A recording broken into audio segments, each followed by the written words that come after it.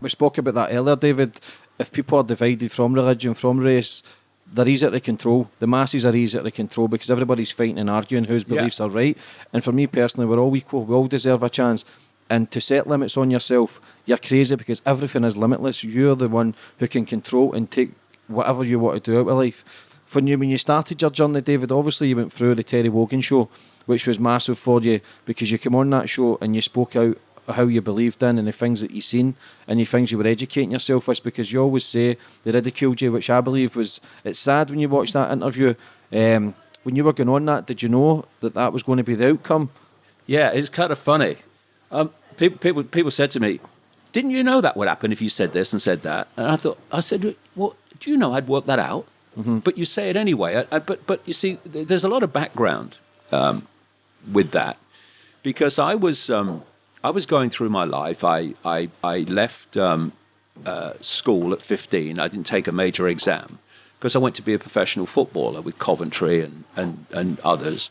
And then my career ended with rheumatoid arthritis.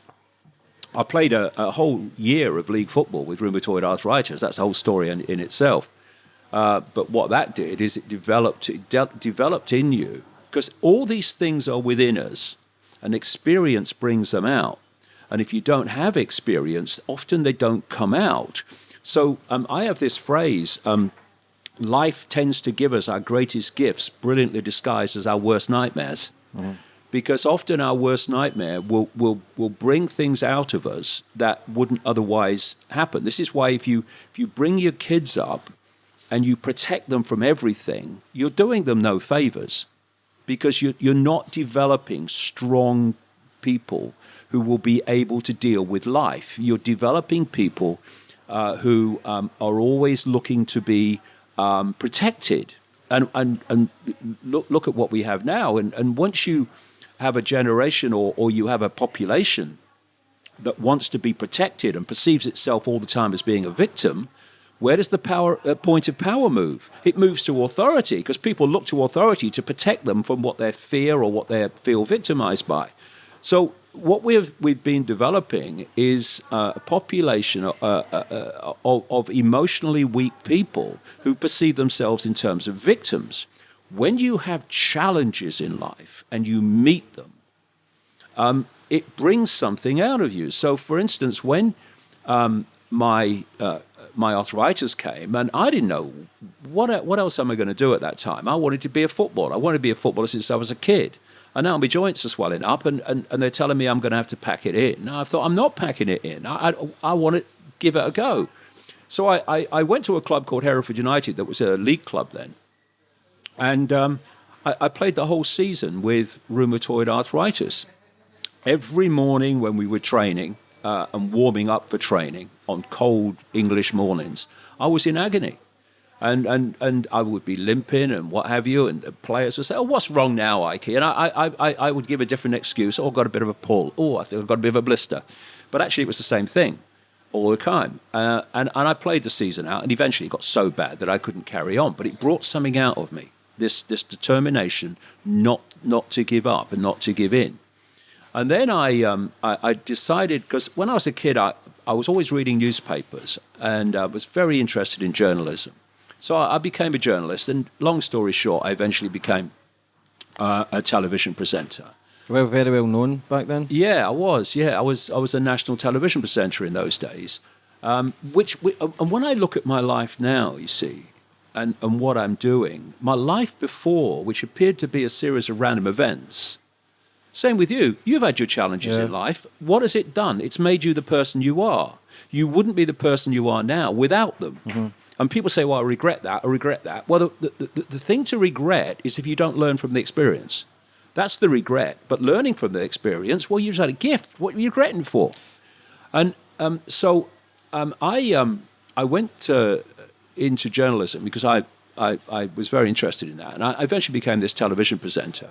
And when you look at my life, as I was saying, all the different elements of it, including going into journalism and seeing the media for what it is, going into politics with the Green Party and seeing politics for what it is, well, I didn't know at the time, but they were all giving me very, very important understandings that will be useful later on. And then what happened is, yes, I mean, this is a kind of bizarre story, but it happened. I was in the Green Party, and I was still working for the BBC as a television presenter, and both were leaving me completely cold. You know, the BBC. It's not a great organisation to work for if you care about the truth and you care about you know, more than the official version of everything. And I also was looking at the Green Party politics from the inside and seeing that it was just like every other party.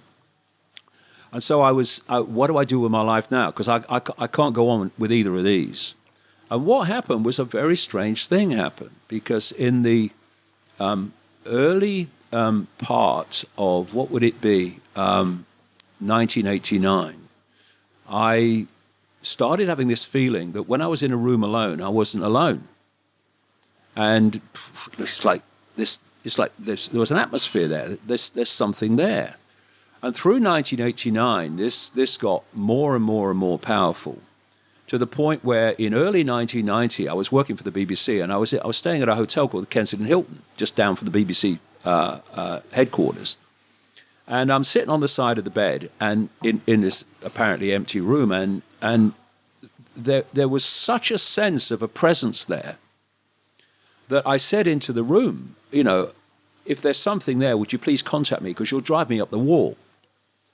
Few days later, I'm on the seafront with my son Gareth, little boy then, in Ryde, where I live on the Isle of Wight, and I go into this newsagent shop where Gaz was looking at one of the books, and I said to him, "Come on, Gaz, we'll go and get some lunch in the town." And as I said it, it was like the atmosphere changed, like the energetic field around me changed.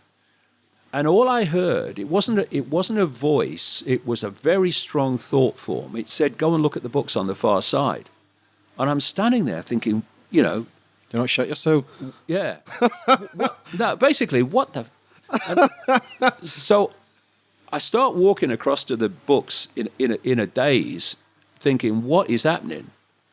And I knew this bookshop. The books it sold were for, you know, the tourists that come to the Isle of Wight. They were basically Mills and Boon and you know, perfectly formed English roses and having relationships with perfectly formed, you know, uniformed soldiers and all this stuff. So I'm thinking, what am I going over here for? But right in the middle of these books was one called Mind to Mind by a woman called Betty Shine. A picture was on the front. It was different to the others, so I picked it up and I turned it over and I read the blurb. And she was a psychic. An English psychic, and she was telling her life story. So I bought the book, read it in 24 hours, found it very interesting, contacted her because I wanted to go and see if she would pick up what the hell was happening around me for the last year. And so I went. I told her nothing. What I told her was, because she did this hands-on healing as well, which is just an exchange of energy. You know, it's not mumbo-jumbo, it's an exchange of energy. Icke. Yes, it's just an exchange of energy. That's all it is. But anyway, I told her that because I said, I've got arthritis. Maybe it will help. Because I didn't want to give anything away what was happening to me. So I'm sitting on this bench, this medical type bench in her front room. And, you know, she's chatting away. And she's doing the whole, you know, hands-on healing just next to my left knee. And suddenly the atmosphere changed again. And I felt like a spider's web on my face. Now, what hit me was, in her book, she said, when other levels of reality are trying to lock into you, you sometimes feel like a spider's web on your face. Well, I know what that was now. It's electromagnetic energy. You know when you're in a crowd, a football crowd of great emotional excitement, you feel like a charge of energy. Mm-hmm. The hair stands up on your neck, you know. That's electromagnetic. They're electromagnetic fields. So that's what I was feeling. But it did feel like a spider's web on my face. And I said nothing to Betty, but I'm thinking, what the hell? And then about 10 or 15 seconds later, she reels her head back and she said, "My God, this is powerful. I've got to close my eyes for this one." And my bum's for going further down the... What have you got yourself into here, Icke? And she starts telling me in March 1990... that I'm going to go out on a world stage and reveal great secrets. I would face enormous opposition, but they, whatever that is, would always be there to protect me. And that there was a shadow over the world, and there was a story that needed to be told, that humanity was going to go through a phase of waking up and coming out of basically its coma, which is programming, and that I was going to go out and do that. One man cannot change the world, but one man can communicate the message that can change the world, was one of the things she said.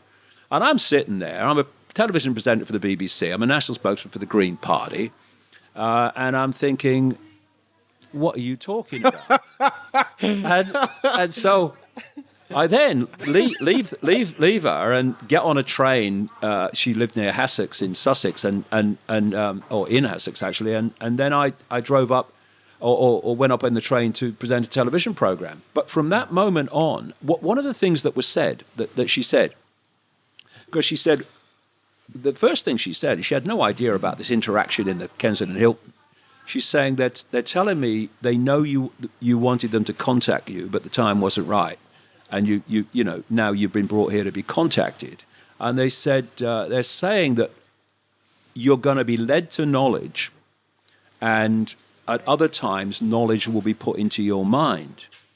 Oh, all right, okay, what? Mm-hmm. So anyway, after that... See, at that time, David, did you think she was maybe crazy because you didn't understand that? Or was you an open book? Because when you speak out about stuff like that, people go, well, he's maybe crazy, but again, it's judging people, and everybody's in their own different paths. Yeah, I mean, what I've been like, mate, all my life is I've never dismissed things that I can't know absolutely are not true.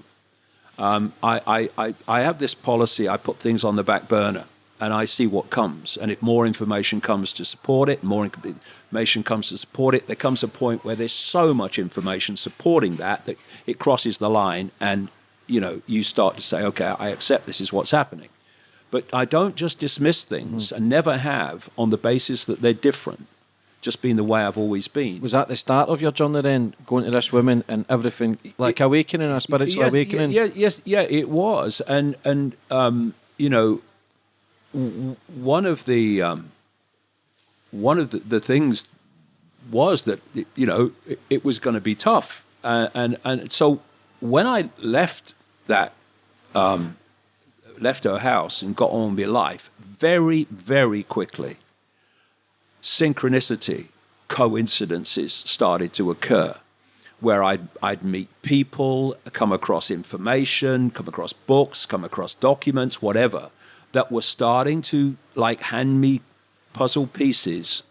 And I started to realize, as it built up and it built up and it built up, that actually the world was not like I thought it was. Well, not like I thought it was. I didn't really have a view on that. Do you think you were just brainwashed and didn't really understand? I never did believe that politicians around the world. I always felt there was something else, but you didn't know what it was. Now I was beginning to understand what it was and how it works. Yeah. And another thing that happened is that I would get just a knowing that this is how, I think this is what's going on here. And then what would follow would be names, dates, places, hard factual information that would support that view, which kind of connects with, we will put knowledge into his mind. And this has gone on now for 30 years, and it's gone through different phases of information. And it's taken me down an extraordinary road of uncovering the world as it is, behind the facade of what we're told it is. And of course, it's taken me into realms of enormous ridicule and enormous abuse. But we come back to the greatest gift often that you are ever given is your worst nightmare, or what appears to be. So if we go back to the Wogan show, because what happened eventually is I went on the Wogan show and talked about what was happening to me. And at that time, I was right in that period of the Wogan show, it was a period of about 3 months. I was going through an enormous transformation of that you didn't perception understand. That I didn't understand. No, because this is what happened. Just very, very, very briefly, is that I suddenly got this feeling I needed to go to Peru. I didn't know why. I'd never been there. I watched them play in the World Cup a few times, but I didn't know anything about it. And long story short, I ended up in Peru, and a series of enormously amazing things happened to me. And it culminated at a place called Siyustani, which is near a place called Puno, near Lake Titicaca, highest navigable lake in the world, they say, about 13,000 feet. And I ended up, a series of synchronicities again, at this so-called Inca site called Siyustani, which is old Inca ruins on a hill, and there's a lake and mountains right out in the middle of nowhere. And I went and I looked around it, and then I'd hired this taxi, and this guide came with me, and we're driving away from Siyustani, and I'm just daydreaming, which I do all the time, daydreaming out the window, sort of mind wandering, and I'm looking at this hill as we're coming towards it. And as I looked at this hill, all I could hear in my head was, come to me, come to me, come to me. You know, and I'm thinking, I was introducing the snooker not long ago, actually, and now this frickin' hill's talking to me. You know? It's like, it's what's going on. Steve Davis, Jimmy White, all is forgiven. And so I asked the guy to stop. I said, I won't be a minute, I'm going up that hill. And I walked up the hill, and I didn't know where I was going or why. And there's all these kind of stones. It's kind of a kind of circle like of stones. And I walked into the middle, and it's beautiful. And there's not a cloud in the sky. It's a pure blue Peruvian sky, piercing sun, red nose to prove it. And I stood there, and what happened to me then happened to me. I cover this bit in the news shop in Ryde, where I'm standing there, and suddenly I feel like my feet are being pulled to the ground, and like magnetically, and I'm feeling like a drill in the top of my head, and the atmosphere changed again. Only this was much more powerful than the news shop, and I heard this again very strong thought form go through my mind, which said, first of all, they'll be talking about this 100 years from now. What? And then, which seemed absolutely crazy, given the sky and the sun, and it will be over when you feel the rain, right? And then what happened is my arms went out like that, without me making any decision to do that. And then this energy got more and more powerful. And in the end, my body's shaking. And what was happening, it's like when you're driving a car and you can't remember the last mile. Your subconscious has been driving the car, thank goodness. I kept coming back to some kind of consciousness and then going back somewhere else. And as I came back to consciousness at one point, my conscious mind, I noticed that over the far distant mountains, there was a light grey mist. And I'm watching it, and it's getting darker, and it's getting darker faster. And I think, it's frickin' raining. And then over not very long, the whole thing took maybe, I don't know, an hour, 45 minutes an hour. This storm came out of the. I mean, you couldn't make it up. If you put this on a movie, they'd say, "Oh, come on, it happened." This storm is coming towards me, and you know weather people talk about a front. Yeah. Well, this is a front. It's a straight bloody line. I'm looking up. It's literally out of some crazy movie, and it's stair rod rain. It's not just raining. It's stair rod rain, and it's coming towards me, and I'm standing there. And I'm seeing this wall of water coming towards me. It's like something out of bloody Moses. Frickin' Red Sea. And by this time, my body's shaking like crazy with this energy coming through me. And then the water hit me. I mean, I'm immediately drenched because it's stair rod rain. And bang, the energy stopped. And I staggered forward like Bambi because my legs were gone. And there was energy pouring out my feet and pouring out my hands. And it's still pouring out of my feet. I couldn't sleep that night because of it. And something changed. if people could imagine, you lived your life in a bubble, literally a bubble of information, a bubble of perception, and someone's come along without any warning and popped the bloody thing. And suddenly everything that was outside the bubble was pouring in. So my mind is absolutely awash with information, concepts, insights. What the hell's going on? It was just a chaotic mass of information and thought and everything. And in that period, it lasted about 3 months. If you'd have asked me my name, I'd have checked. And it was in that period, in my turquoise shell suit, that I went on to the Wogan show, and everything that happened. And after about 3 months, after all the ridicule and all the newspapers and all that stuff, basically, you know when you press too many keys on a computer and the computer freezes, says, I can't process this. Well, that was me. There was so much information pouring into my conscious mind as a result of that experience in Peru. I couldn't process it. I mean, you basically froze. What happened after 3 months is it unfroze. And now I'm the old David again, but I ain't. Just more. I'm seeing the world in a completely different way. As they say when you read a newspaper, the truth is in the white bits, not the words, the bits in between. You know, and so I was seeing things and connections that I couldn't see before. Did you ever question yourself there, David, and think, am I losing my mind? Do I need to go and get help? Or did you just feel right for you? Did you understand it a bit more? Well, it felt right to me. I would say I completely understood it then. It felt right to me. And I did what I always do, like I've just mentioned earlier. I thought, okay, I'm going with this, and we're going to see where it's going to go. And I didn't know where it was going, but I'm going to go with this and see where it goes. And people were coming up to me after that, unfreezing, and they were saying, they thought you'd got mad. You're the same Dave I used to know, but I wasn't. I appeared to be, but I wasn't. I was seeing the world in a completely different way. And of course, in a world which is overwhelmingly programmed to see the world in a certain way, it's what happens through the education system and the media and peer pressure. It's very, very narrow band of sense of the possible, sense of what is.